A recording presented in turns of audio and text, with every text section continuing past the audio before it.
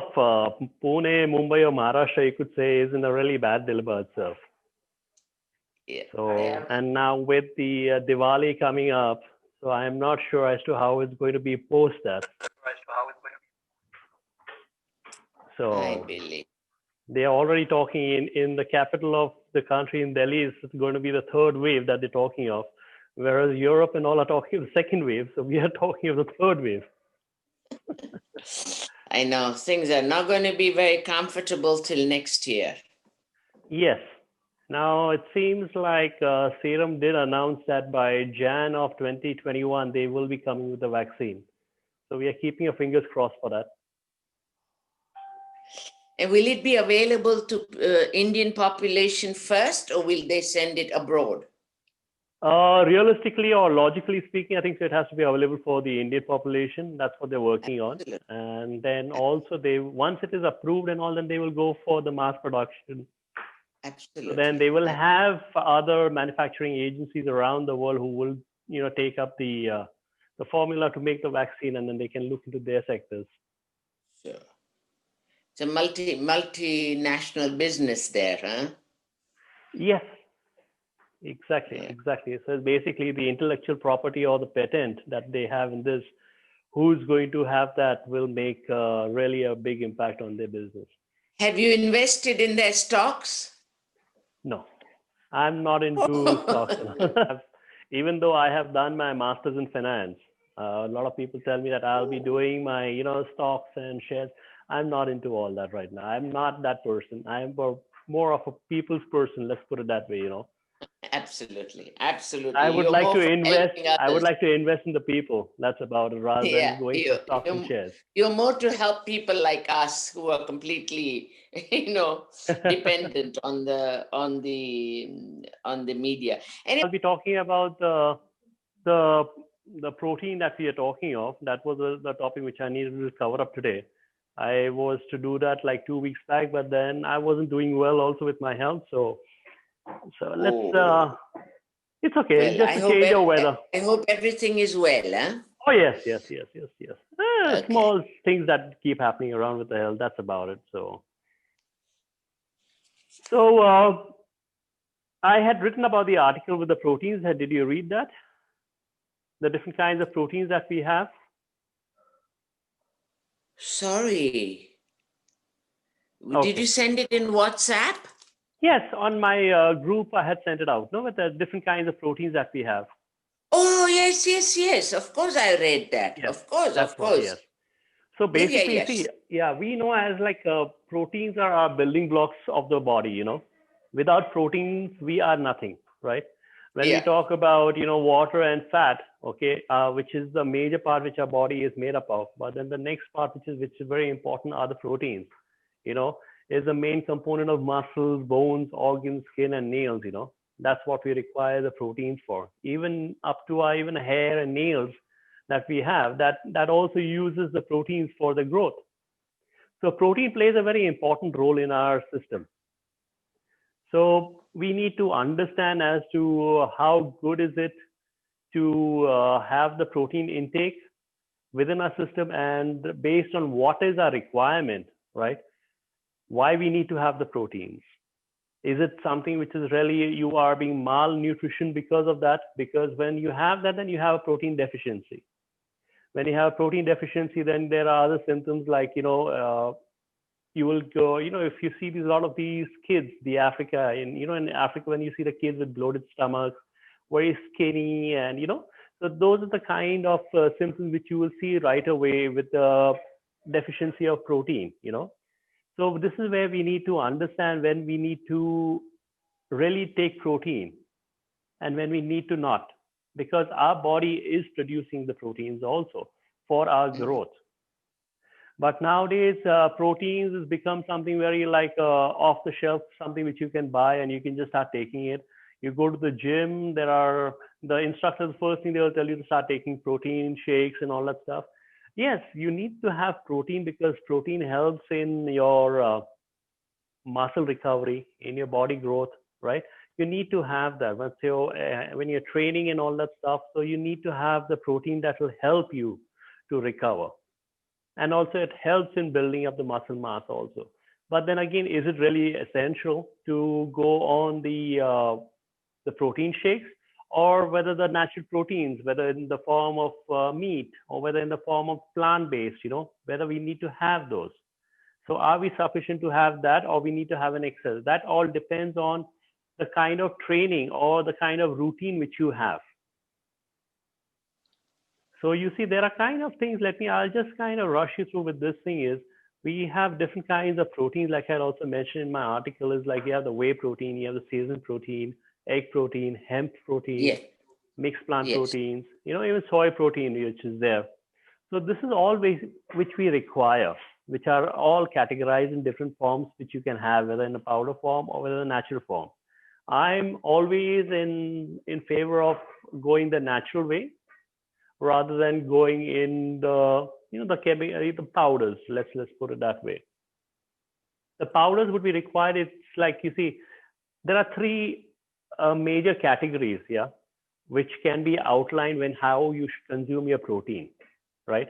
One is the person who's living an active lifestyle, not a sedentary who just sits and just wants to sit, eat, go to office, on the desk and come back. That's about it. No, we're talking of an active lifestyle. For instance, like athletes, who may require elevated protein intake rather than what they're eating in their daily diet. They would require an extra boost or an extra dose of proteins. So if you talk of a regular person, he requires roughly like 0.8 grams per kilogram. So you do the math accordingly. 0.8 grams per kg, right? That's what you would require a normal person who would require that. But that is when you are living a sedentary lifestyle. You don't need to go excess beyond that. Why you don't need to go excess? I'll explain that in a short while. So basically, is like for a person who's living an active life, like I mentioned, the athletes and all that stuff, they would require anything between from 1.2 to 1.4 grams per kg compared to 0.8. So this is something, yes. So this is the people who are doing the endurance exercises like, sprinting and all that stuff, and the people are training for longer hours also, they might require, a little bit more. But then when you're talking of that, then they are going for the strength training, right? That brings us to the next part of where you need to have for the strength. So that's basically an aerobic lifestyle. That's what I would say, where you have the endurance athletes. But again, coming to the point of like, what is a lot of people say is, okay, 1.2, 1.4 for an active lifestyle of gram per kg, right? You can even go to 1.6 to 1.8 grams per kg for strength exercises and all that stuff. So what is people say, okay, what is the maximum limit out here? We are talking of the minimum, which we know is 0.8, but what is the maximum? So they have proposed that the daily protein intake would be approximately 25% of energy requirements. That is roughly like 2 to 2.5 grams per kg. That is the maximum limit that they have given. Again, in addition, some have suggested that athletes using, and there are people who use restricted calories diet for weight loss. You can have protein to gain, you can have protein to even lose. That is when we want to lose, we restrict our calorie intake. So what is the amount of protein that we need to have in order to support the body functioning, right? So that is, again, it goes to when you have a restricted calorie intake. So you have to talk of 1.8 to 2 gram per kg of protein in order to avoid, loss of lean muscle mass. So that is where you need to kind of compensate it for. So, but again, still protein shakes has been there in the market for over a decade now, but still there are a lot of studies which are still going around on this and not yet been resolved completely as to what is exactly the outcome of it. When you go in excess or we know when we are in less, we know what is the problem. But when we go on the excess, what are the implications that our body can take, how much it can flush out, and what all that we need to still understand that. Now coming to the second major category, where the first where I had mentioned was the active lifestyle with the athletes. Then we're talking of the aerobic lifestyles. The aerobic lifestyles are the endurance athletes, like the people who like to do for strength building and all that stuff. Now, what is the difference between the two, right? Endurance athletes, they do not build much or they do not focus on muscle mass. Whereas for strength training, they build muscle. When I talk of strength training, is basically your weight training, going to the gym and exercising and all. Whereas the endurance are like functional trainers. They don't want to have that big muscle mass, but they want to endure and have a fitter body. This is the kind of thing which we're talking between the two of them. Now, endurance athletes, are one who exercise over a longer period compared to strength trainers, right? They talk like around 2 to 5 hours of per training. Again, coming to the point of athletes, who are running, sprinting, jogging, marathon runners, they train for longer hours. So for that, the protein is the source, of 5 to 10% of the total energy which is expended that they need to have. Therefore, for them, a slight increase in protein intake, may be beneficial to endurance athletes, okay, by replacing the protein lost in energy, right? When they have been training and all that stuff, their longer hours of training, they tend to lose the protein. So that's when they need to have a small elevated of boost of protein intake for themselves. So what is the amount that we're talking of? The basic we know is 0.8. So for an endurance, would be anything between range from 1.2 to 1.4. Oh, 1.4. Okay. So this is where you need to do the math as per your body weight. So this is the kind of protein intake which you need to have on a daily basis then in order to support it. Okay. Then you have, coming to the third major part, is the anaerobic lifestyle. In this basically is we are talking of strength training. When I talk of strength training, is like weights and muscle building and all that stuff, and that Yes. they require more protein than sedentary individuals of 0.8 grams, right? Strength training athletes may increase they can increase their daily protein intake to a maximum of 1.4 to 1.8.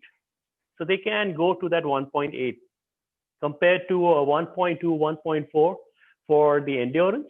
They can go to 1.8. So their starting point will be 1.4 to 1.8 grams per kg of body weight. This will help to enhance their muscle protein synthesis or to make up for the loss of amino acid oxidation during exercise. So we all know what is the function of amino acids also, which helps in the muscle recovery, which is very, very essential. Mm-hmm. Mm-hmm. So under this category of anaerobic lifestyle, a lot of athletes tend to maintain a high protein diet, as a part of the training. Okay. Some specialize in anaerobic sports like like I mentioned, for weightlifting and all that stuff. They believe that having a very high protein intake is necessary. It is just put in their head that we need to have a high protein intake. So they consume high protein meals, right? In form of chicken or plant-based or meats and all that stuff, and plus they take the protein supplements. So because they need to maintain it. So question is, when does one go overboard with the protein intake? And while there is no conclusive evidence, which I mentioned, whether or not high protein diet can cause chronic kidney disease. Okay. Mm-hmm. But there is a consensus that people with the disease should decrease the consumption of protein. Now, if you have a kidney disease, you not logically, why we talk of the kidney? Because the protein goes straight and works on your kidneys are working on the protein. That's how they are releasing it out for the rest of the body to go on. But if your kidney already has a problem, you don't need to overburden it. So you need to just carry on with it, according to one 2009 review, which was later, updated 2018, right? People with chronic kidney disease who reduce their protein consumption have less likelihood, right, of progressing to end-stage kidney disease compared to the people who have a high protein intake. So it is putting more pressure on the kidneys. So when we talk of a low protein diet with a person who has a kidney issue, we had mentioned this is 0.8, but for them, it is 0.6. So you don't Okay. want to put so much stress on the kidney also. So this helps to preserve the kidney functioning, okay? And when it is not in the right way, then it will lead to a malnutrition also. So that's where we need to always keep monitoring when you have a kidney issue. A lot of people don't understand that uh, when you are going to the gym and the trainer, without having to your medical background, starts giving you take this, take that, because it worked for this individual, it worked for that individual. But they need to understand that every individual, every subject are different. One cannot apply for all, and all cannot apply for one. So this is where we have to still understand that proteins is essential, but how much is it required is something which we need to really be detrimental about and be very careful when we are training. So again, when I said that those three major categories, where do you fit in? Whether you are a sedentary, whether you are endurance, whether you're aerobic, or whether you're anaerobic. So you need to understand where you're fitting in, and then based on that only you can move along. Mm-hmm, mm-hmm, mm-hmm. Okay. Yeah. On the other hand, there is a good amount of research with the amino acids. It is said that when amino acids are in excess, okay, of needs, the liver takes up the amino acids. Okay, and then it kind of breaks the amino acids, just breaks, the liver breaks it up, right? And it further it is then, which is then converted into nitrogen. Amino acids, the liver takes the amino acids, breaks it, and then it converts it to nitrogen. And from the amino acids, right, it is converting the nitrogen from the amino acids. What it does, it then converts it to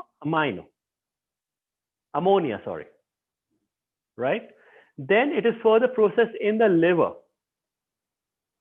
The process which is done in the liver, then it forms, it's called called the urea cycle. It produces urea. Excretion of urea occurs via the kidneys.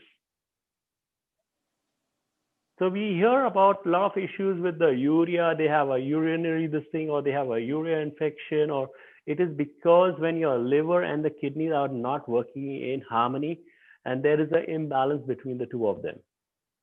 So we are talking of nitrogen, which is converted, and then you have, it releases ammonia, which then produces the urea cycle inside your system.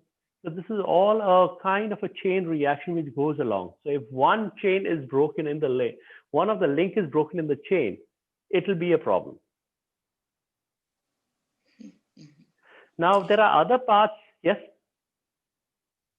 No, go ahead. Go ahead. Okay. Now there are the other parts of the amino acid molecules which can be converted into glucose and used for fuel. The excess, Okay. which is there. So that is used for, which converts it into glucose. And that's what we require to, keep us active and keep us moving, rather than being very lethargic and being very tired and all that stuff. Yeah. But when food protein intake is periodically high or low, the body tries to keep protein levels at an equilibrium. They keep a balance, and this is called the labile protein reserve. Excess of protein, that it keeps it within us. It is just to keep us going on, right? To compensate for our daily variations of protein intake, right? So our body needs to have a certain amount of protein based on your lifestyle, based on your weight, based on your medical history. Every individual has a certain amount of protein which they need to maintain within the system. So if you are having an excess, so this is where the labile protein reserve kind of plays around with it. So it is in excess, it'll kind of flush it out. If it is less, it'll release it to kind of compensate, right? And give your body that movement that is required. However, unlike the body fat as a reserve for, for future caloric needs, we have the fat also, which is used for caloric needs also, right? Protein, there is no storage at all. So protein is there, it is flushed out, it comes in, goes out. Whereas the fat can be stored for use, for a future, this thing, to fat, when we say a burning of the fat, is because the fat is stored. We have the storage of fat which can be burned in order to give us the energy. Whereas a protein does not store as much as a fat does. So we need to understand this, how we are working along with this. So it is proven, it is also proven that excessive protein intake increases calcium excretion in urine. According to Absolutely. yes. So it kind of, again, it compensates for the pH imbalance from oxidation of sulfur amino acids. So then again, you see, there's again a problem out here. When you have an excess of protein, when you talk of, that calcium excretion from a urine, which again, we are talking, it is indirectly leading to a kidney stone. Absolutely. Mm-hmm. Okay. Absolutely. So we need to understand that.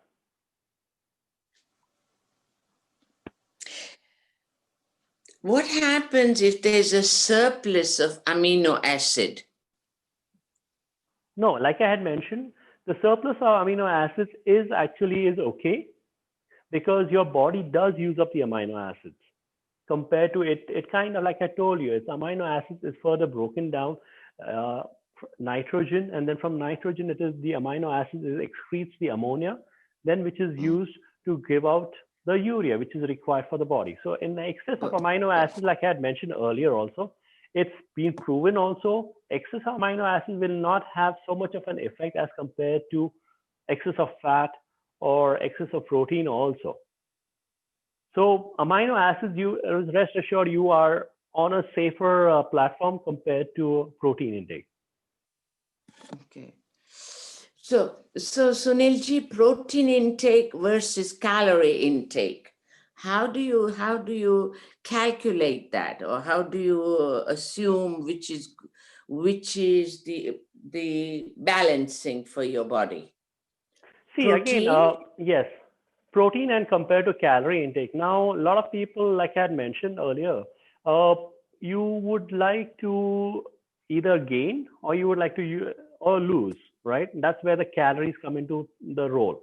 So how does it work? Now, when we reduce our calorie intake, so what is the normal calorie intake of a person is anything between, for a man and a woman, is between 2,000 to 3,000, or broader this thing. But if Yeah. you break it down, it can be 2,000, 2,500, 2,800. That's the kind of a range that works along for men, and for women it's different, right?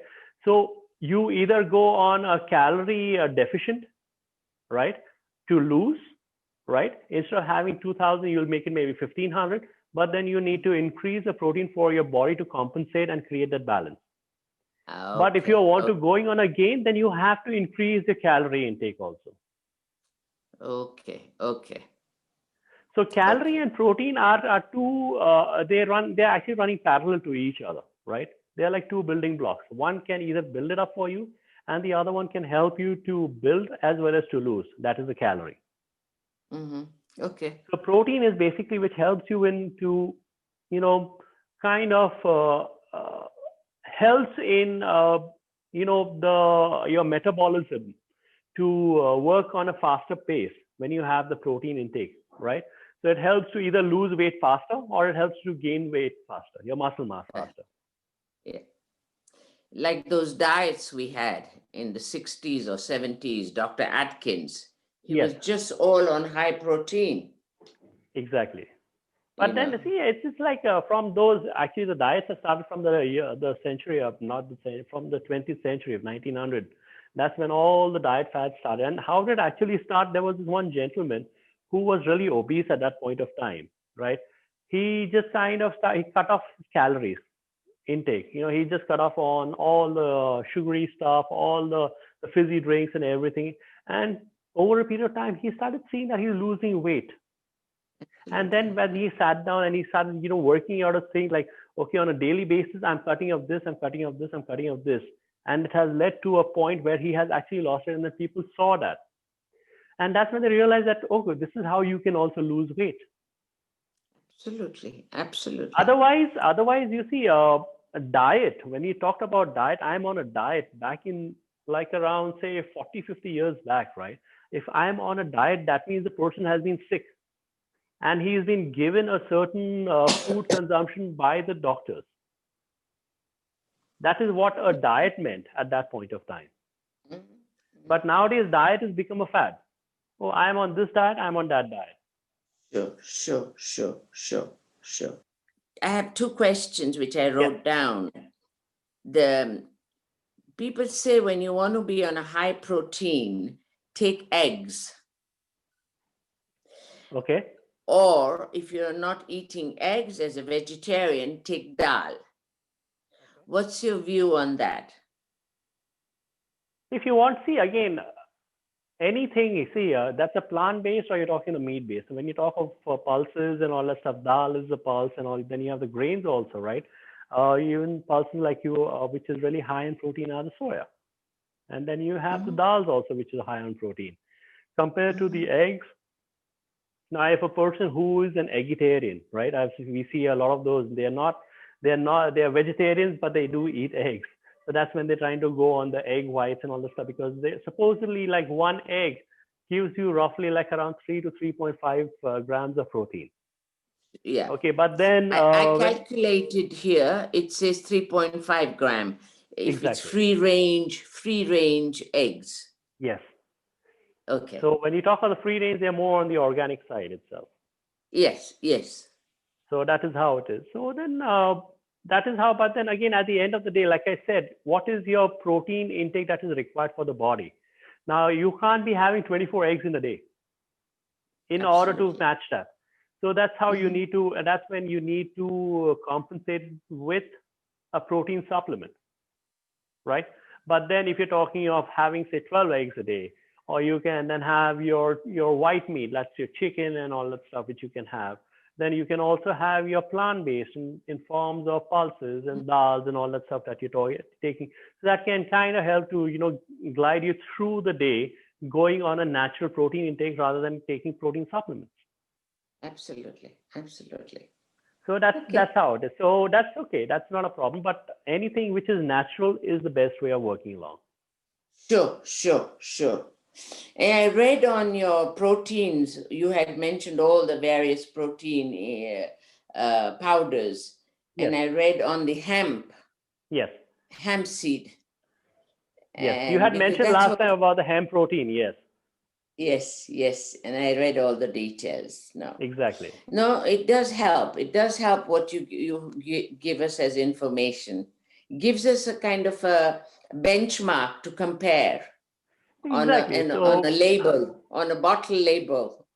Exactly. So it just kind of, I look at it from a point of view that if I'm there and I'm trying to pick up something for myself, what is it that I need to look at from a layman's point of view? Let me put it that way. Not Yes, really like absolutely. I need to, that's where I look at things that way, and I like to share my point of view also that way, Yeah. So it makes it much more easier, and that's when a lot of people like it also, and I'm appreciated that, glad that you also like that. So Yes. Yes. You've given me a complete different horizon to look at diets and health. yes, Thank you. I appreciate it.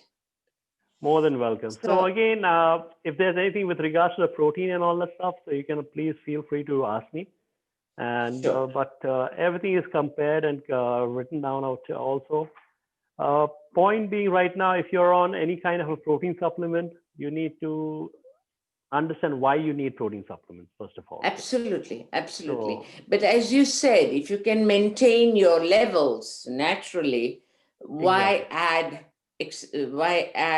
additives such as exactly, powders? exactly, because then Yes. you don't want our kidneys to be being overstrained at the end of the day. Yes. And we want to have a nice, healthy, normal lifestyle. And based on that only, we should work along as to what we want and Absolutely. and how we should eat. Yeah. Okay. Well, thank you for the session today. Wonderful.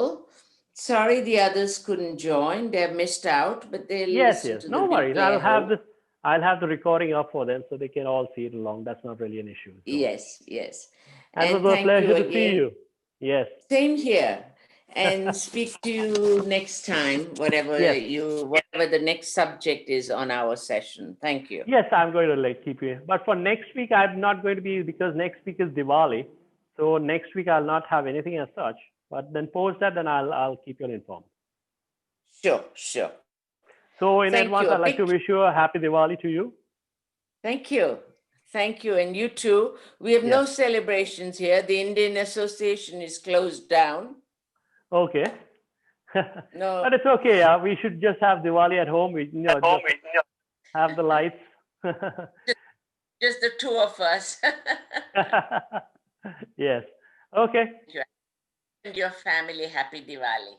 Yeah, sure. Likewise. Yeah. Yes. Okay then. Thank you, Take care. Sunilji. Take care. Bye bye. Bye-bye.